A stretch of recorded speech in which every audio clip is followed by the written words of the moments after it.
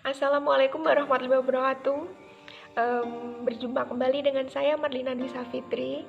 Nah, di video kali ini saya akan membahas materi mengenai prinsip pembelajaran berdasarkan pemahaman saya. Langsung saja, prinsip pembelajaran terdiri dari dua kata, yaitu prinsip dan pembelajaran.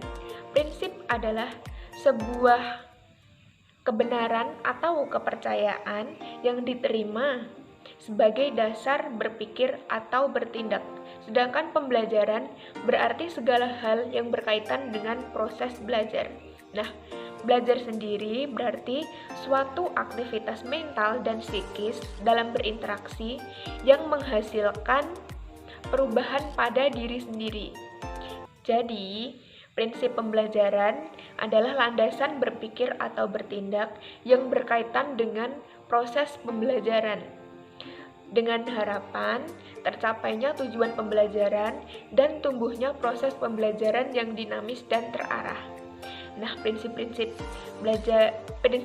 pembelajaran sendiri berkaitan dengan beberapa hal, diantaranya perhatian dan motivasi, keaktifan, keterlibatan langsung dan pengalaman, pengulangan, tantangan, balikan dan penguatan, dan perbedaan individu. Untuk poin pertama yaitu perhatian dan motivasi. Belajar tidak mungkin terjadi apabila perhatian tidak ada. Nah, perhatian sendiri akan timbul pada diri peserta didik atau siswa apabila bahan pelajarannya sesuai dengan kebutuhan atau sesuai yang dibutuhkan oleh peserta didik atau siswa itu sendiri. Nah, di samping perhatian ada motivasi. Motivasi adalah suatu dorongan atau tenaga yang menggerakkan atau mengarahkan aktivitas seseorang. Motivasi ini sendiri dibagi menjadi dua, yaitu motivasi yang bersifat internal dan motivasi yang bersifat eksternal. Motivasi yang bersifat internal adalah motivasi yang berasal dari dalam diri peserta didik itu sendiri. Sedangkan motivasi yang bersifat eksternal adalah motivasi yang berasal dari luar. Misalnya, berasal dari orang tua, berasal dari keluarga, berasal dari teman, berasal dari lingkungan sekitar, dan sebagainya. Untuk poin yang kedua yaitu keaktifan. Belajar tidak bisa dipaksakan oleh seseorang dan belajar tidak bisa dilimpahkan kepada seseorang. Sehingga dalam hal ini, untuk bisa belajar, siswa harus aktif mengalaminya sendiri, dan siswa harus memiliki inisiatif yang datang dari diri sendiri.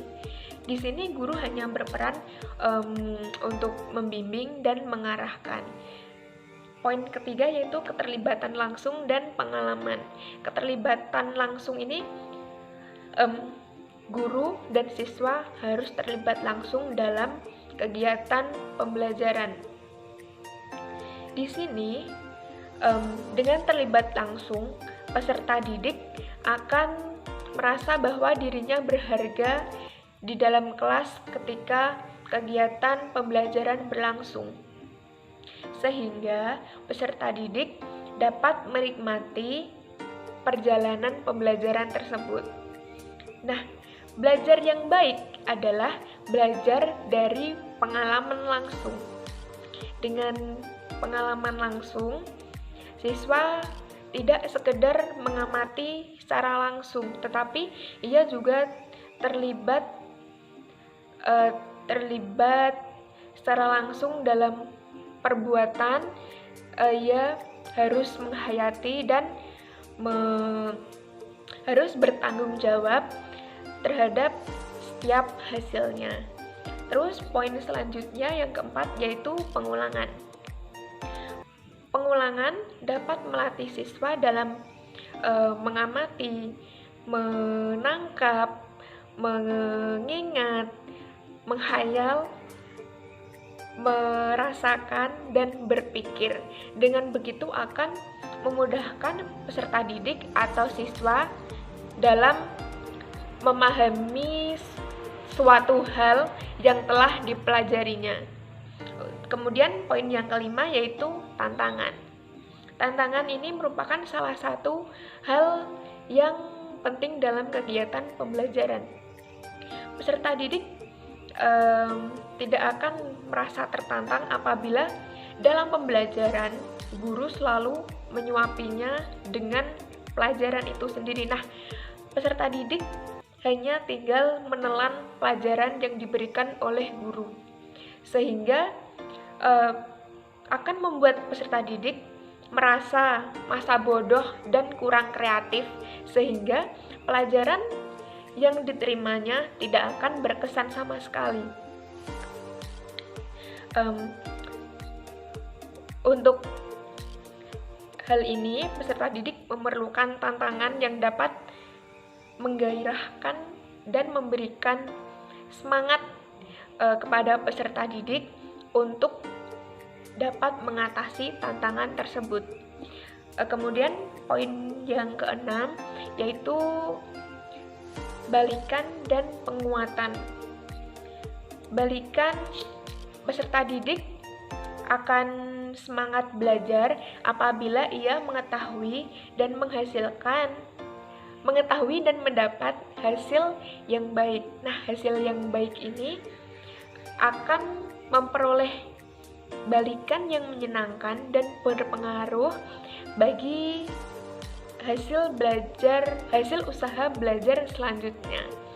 Kemudian di samping itu ada penguatan. Penguatan tersebut dibagi menjadi dua, yaitu penguatan negatif dan penguatan positif.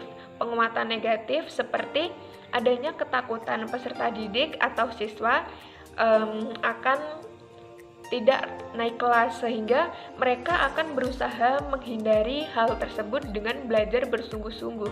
Dan penguatan positif adalah seperti ketika peserta didik mendapatkan nilai bagus ketika ulangan. Nah, di situ ia akan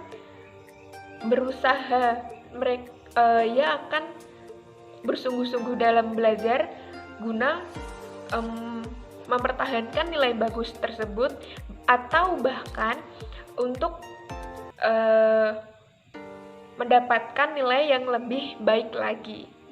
Kemudian poin yang terakhir, yang ketujuh, yaitu perbedaan individu.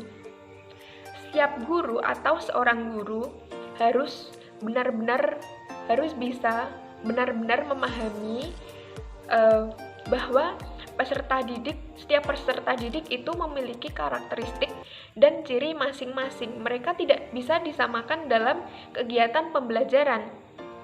Nah, sehingga di sini guru harus mampu mengatur kegiatan pembelajaran mulai dari perencanaan, tahap pelaksanaan, sampai pada tahap yang terakhir yaitu evaluasi atau penilaian.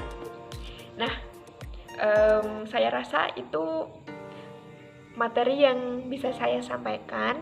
Apabila mungkin ada kata atau susunan kalimat yang masih berantakan, sulit dipahami, saya mohon maaf. Sekian dari saya. Terima kasih atas perhatian dari teman-teman. Wassalamualaikum warahmatullahi wabarakatuh.